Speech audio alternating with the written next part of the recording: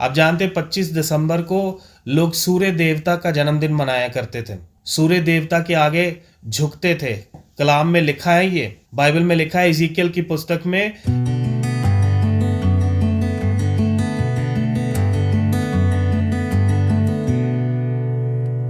यीशु मसीह का इस दुनिया में आने का फेस्टिवल मना रहे हैं। और मैं पर्सनली ये त्योहार नहीं मनाता हूँ। पहले मनाया करता था, मैं अब नहीं मनाता हूँ। उसके पीछे बहुत बड़ा कारण है, बहुत सारे हैं वैसे।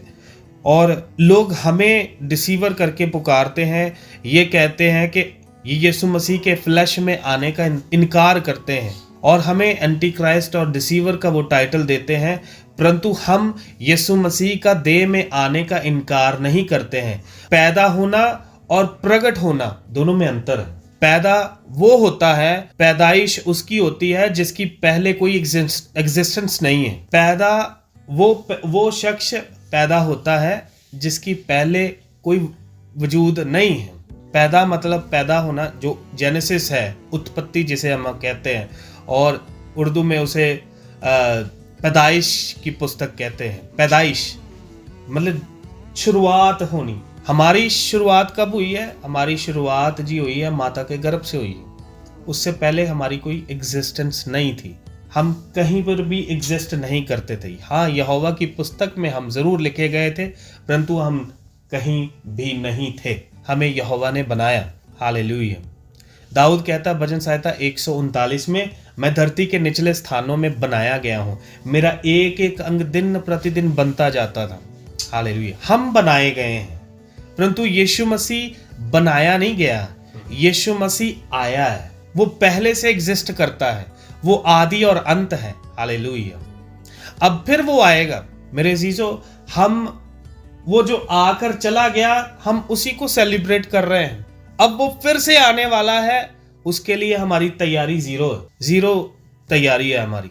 हम पूरा साल इंतज़ार करते हैं कि क्रिसमस का महीना आएगा और हम यीशु मसीह का इस धरती पर आने को सेलिब्रेट करेंगे, परंतु वो फिर से आ रहा है। इस बार बच्चे के रूप में नहीं आएगा, वो कभी बच्चा था ही नहीं, वो कभी बच्चा था नहीं। कलाम जब हम पढ़ते हैं, प्रकाशित वाक्य 1 अध्याय उसका 12 आयत से पढ़ते हैं, यूहन्ना उसकी आवाज़ सुनकर उसकी ओर मुड़ता है, उसको देखने के लिए कौन मुझसे बातें करता है। वचन कहता है, उधर लिखा है, यूहन्ना एक रूप देखता है। क्या रूप देखता है? कहता उसकी आंखों में आग जलती है। अब इमेजिन करते जाइएगा ये सूरत कैसी भयानक होगी। भयानक माने भय योग्य। हालेलुया। उसकी आंखों में आग जलती है, फिर उसके मुंह से तलवार निकलती है, उसके थाए के ऊपर लिखा है राजाओं का राजा। वो जामे तक का, नीचे पैर तक का वस्त्र पहने हुए हैं, उसके बाल उज्जवल हैं, ऊन के समान है। हालेलुया। सफेद बाल है उसके। हालेलुया। ऐसा रूप है उसका।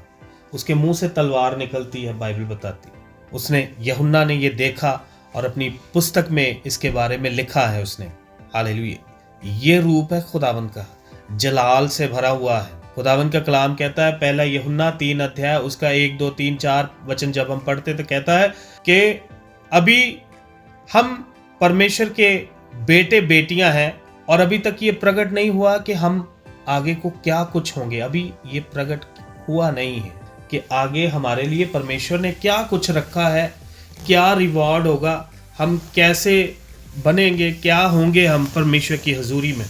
कहता पर इतना जानते हैं कि जब वो आएगा उसको हम वैसा ही देखेंगे जैसा वह है। हम उसको अब वैसा ही देखेंगे जैसा वह है। वो कैसा है? वो बच्चा नहीं, वो बच्चा नहीं है। हमारे उधर घरों के अंदर कैथलिक लोग जो हैं वो एक बाल यीशु की मूर्ति लेकर आते हैं और सबके घर में विजिट करते हैं और लोगों को कहते हैं इसके आगे माथा टेको, ये प्रभु है आपका, ये प्रभु है आपका करके। हम यीशु मसीह का देह में आने से इनकार नहीं करते हैं, परंतु यीशु मसीह इससे पहले भी इस धरती पर बहुत बार आ चुका। कलाम कहता है वे पहाड़ पर उतरा और पहाड़ धुएं से भर गया।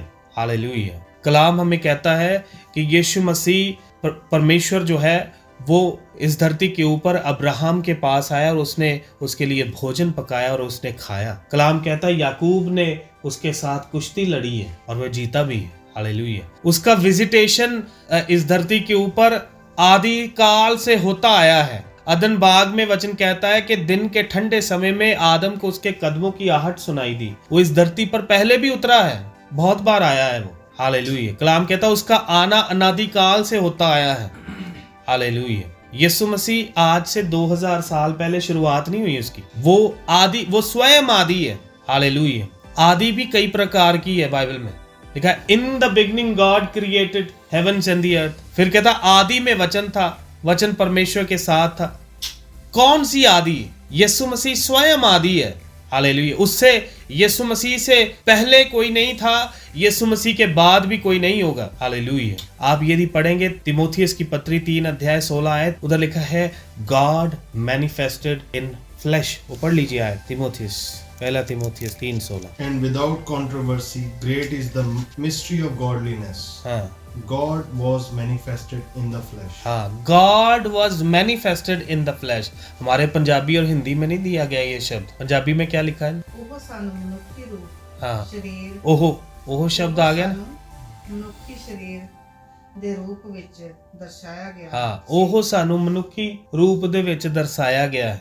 आत्मा ने हालेलुया। हिंदी में क्या लिखा? वह जो शरीर में प्रगट हुआ। But English they which God शब्द दिता गया। God was manifested in the flash. Elohim जो है वो मैनिफेस्ट हुआ है, प्रकट हुआ है। He is not born, he is manifested। जब्राइल स्वर्गदूत मरियम के पास आता है और उसे कहता है कि तू पुत्र जनेगी। वो कहती कैसे होगा ये, मैंने किसी पुरुष को नहीं देखा। वो कहता पवित्र यहोवा का आत्मा, परमेश्वर का आत्मा तेरे ऊपर छाया करेगा। और वो जो कलाम यहोवा का लेकर आया, वो कलाम सीड है यहोवा का। हालेलुया। वो यहोवा का सीड है, यहोवा का बीज है, जो उसके गर्भ में जाकर बैठा कलाम के रूप में, और पवित्र आत्मा के द्वारा छाया किए जाने के द्वारा एक अलौकिक देह उसके गर्भ में तैयार हुई है, बिना पुरुष के साथ संग करने के। हालेलुया। ये परमेश्वर का काम था। वो आपकी और मेरी तरह पैदा नहीं हुआ। हालेलुया।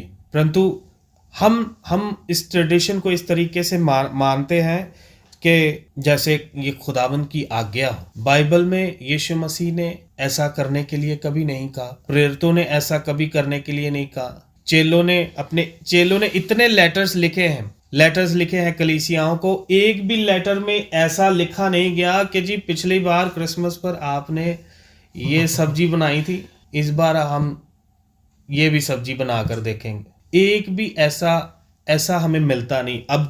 अब वचन के आधारित जो हमने पढ़ा कि जो लोग आगे बढ़ जाते हैं उनके बीच में परमेश्वर है ही नहीं। अब कोई मेरी बातों को सुनकर ये मनाना छोड़े या ना छोड़े, इससे मेरा कोई पर्सनल बेनिफिट नहीं है। अभी किसी ने स्टेटस डाला 5000 पर पर्सन। ये सीजन है, ये बना लिया है पास्टर्स ने, सीजन बना लिया है।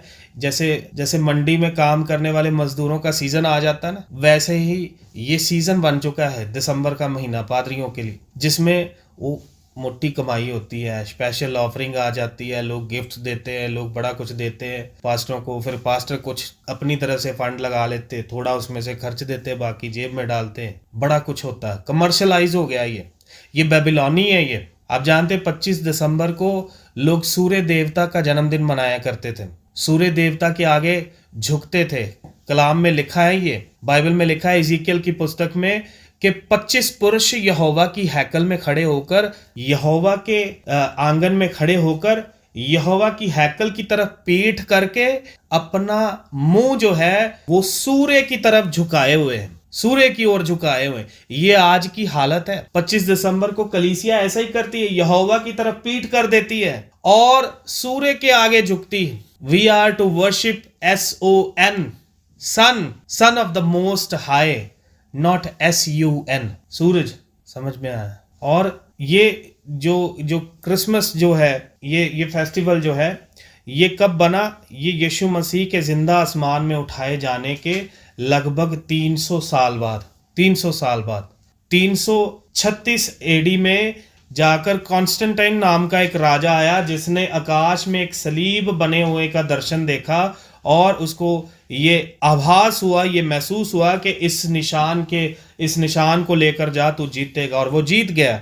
उसने खोज की, उसने छानबीन की, तो उसे पता चला कि इज़राइल में यीशु मसीह नामक एक उद्धारकर्ता को सलीब पर चढ़ाया गया। और उसने ऐलान कर दिया पूरे रोम में कि आज से हम मसीही, हम मसीही हैं करके। एक ब्रदर हमें बताते हैं, कहते हैं कि आजकल सब लोग अपने नाम के आगे प्रॉफिट लिख लेते हैं। ये वो वाले पादरी जो कहते हैं आज से मैं पादरी हूँ। ऐसा ही कुछ उन दिनों में हुआ। ऐलान कर दिया, पता कुछ नहीं कौन है यीशु मसीह, कैसा है, क्या है, बस ऐलान कर दिया पूरे देश में कि आज से हम मसीही हैं। और उन्होंने अपने फेस्टिवल्स को तब्दील करके उन्होंने यीशु मसीह के जन्मदिन को तब्दील कर दिया कि इन फेस्टिवल्स को इस तरीके से मनाया। ये इतिहास है, ये आप गूगल पर सर्च करें आपको मिलेगा। इतिहास की पुस्तकों में ये दर्ज है ये सब बातें। तो भी हम आंखें बंद करके इनको मनाते हैं क्योंकि एंजॉयमेंट चाहिए कलीसिया को। कोई ऐसा दिन त्योहार होना चाहिए हम मसीह लोगों का जिसमें हम थोड़ा मज़ा भी करें, कोई नाच गान हो, कोई ऐसा हो। मेरे अजीज़ों, मसीही जीवन में आपको इन चीज़ों की ज़रूरत नहीं पड़ती है आनंद करने के लिए। आप प्रतिदिन आनंदित रहते हैं। हालेलुया। हमें आनंद करने के लिए किसी भी चीज़ की ज़रूरत नहीं है। हालेलुया। आप जानते हैं इज़राइल में परमेश्वर ने कुछ पर्व दिए हैं इज़राइल में, और उन पर्वों को परमेश्वर कहता है दीज आर माई फीस्ट, ये मेरे पर्व हैं। वो पर्व कौन से थे? पहला पर्व जो था अबीब के महीने 14 तारीख को, जिस दिन इज़राइल मिस्र की गुलामी से छूटा था, उसको कहा गया फसह का पर्व, फसह का मेमना। हालेलुया। जिसको पास ओवर भी कहते हैं। मेरे अजीजों, यहोवा के दिए हुए एक एक पर्व का अर्थ है, एक एक पर्व का मतलब है। कलाम हमें बताता है जब ये पर्व यहोवा ने इजराइलियों को दिया और उनके सामने ये छाप दी कि एक मेमने के लहू के द्वारा तुम्हारा छुटकारा हुआ है।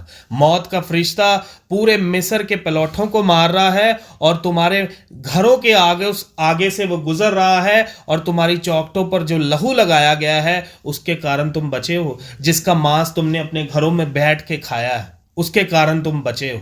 ये किसको दर्शाता है? ये यीशु मसीह के लहू और यीशु मसीह के बदन को दर्शाता है कि एक आएगा जिसकी कुर्बानी के द्वारा तुम उद्धार पाओगे, तुम मुक्ति पाओगे। उसके बाद एक पर्व आता है जिसे हम कहते हैं द फर्स्ट फ्रूट, पहला फल का, जिस दिन इजरायली अपने खेतों की पहली फसल जो है वो यहोवा के आगे भेंट चढ़ाने के लिए लाते हैं। वो पहला फल कौन सा है? यीशु मसीह वो पहला फल है। कलाम कहता है पहला कुरिन्थियों 15 अध्याय कि यीशु मसीह मुर्दों में से जी उठने वाला पहला फल ठहरा, फर्स्ट फ्रूट ठहरा। वो एक एक पर्व जो यहोवा ने दिया है उस एक एक पर्व का अर्थ है। उसके बाद आता है पेंतेकोस का त्योहार। यीशु मसीह के मुर्दों में से जी उठने के बाद 50वें दिन जिसको कहा जाता है 50वें दिन ये त्योहार आता है। फर्स्ट फ्रूट से काउंट करते 50वें दिन तो पेंतिकोस का त्योहार आता है, जिस दिन परमेश्वर का आत्मा इस धरती के ऊपर दिया गया है। एक एक त्योहार का अर्थ है।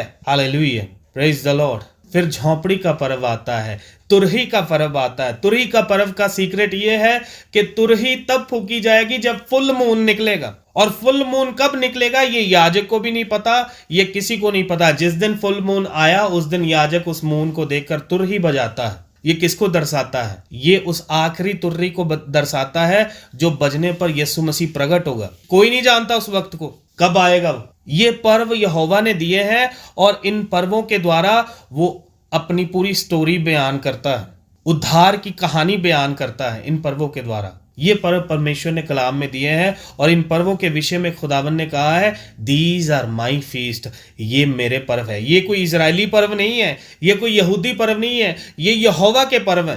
परंतु यूहन्ना 5 अध्याय 1 आयत में जब आप पढ़ते हैं तो धीरे धीरे धीरे धीरे धीरे धीरे चलकर ये यहूदी पर्व कहलाने लगे। यूहन्ना 5 का 1 में जब पढ़ते हैं यहूदियों के पर्व।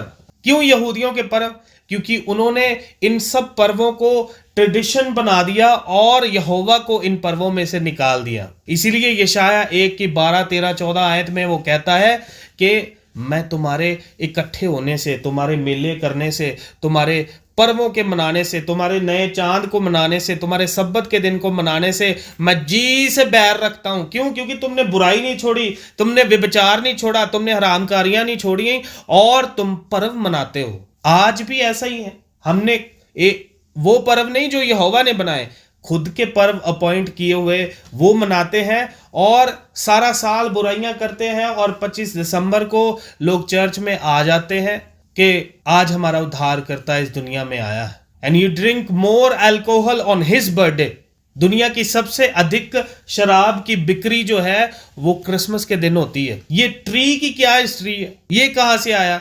इसको सजाना, इसको सजावट करना, ये कहां से आया? इसकी कोई बुनियाद नहीं है। यिर्मयाह 10 अध्याय पढ़ लीजिएगा बाद में, उधर लिखा है कि कहता कि पेड़ तो वन में से काटा हुआ एक काठ है जिसको कारीगर ने बड़े मजबूती के साथ गाड़ा ताकि हिले डुले नहीं, और उसको सोने और चांदी से सजाया। मूर्ति पूजा है ये बेबीलोन से आया है। ये तारे जो हम लगाते हैं, ये स्टार्स जो लगाते हैं, कहते हैं कि जी मयूसी तारे को देखकर आए हैं। ये भी पढ़ लीजिए। यिर्मयाह नबी जो है इजराइल के ऊपर लानते डालता, कहता परमेश्वर कहता जो मैं बोलूंगा उनमें से एक भी बात तूने रखनी नहीं है, क्योंकि इजराइल ने मुझ उस चट्टान उस सोते को छोड़कर आकाश की देवियों को नमन किया है। यिर्मयाह 1 अध्याय में ये लिखा है। ये वचन में लिखे हैं ये बातें। यहोवा बुद्धि खोले तो हमें समझ में आएंगी। इन सब बातों में कलीसिया जो है वो यीशु मसीह की दी हुई शिक्षा से आगे बढ़ी हुई है, और ऐसों में परमेश्वर वास नहीं करता, परमेश्वर की हजूरी नहीं है। The lord spoke to me. यहोवा का वास उसी झुंड में है, उसी कलीसिया में है जो उसके पीछे चलती। हालेलुया। पीछे चलते। वो जो आगे बढ़े हुए हैं उनके पास ना तो पिता है ना पुत्र है। ये बड़ा गंभीर है।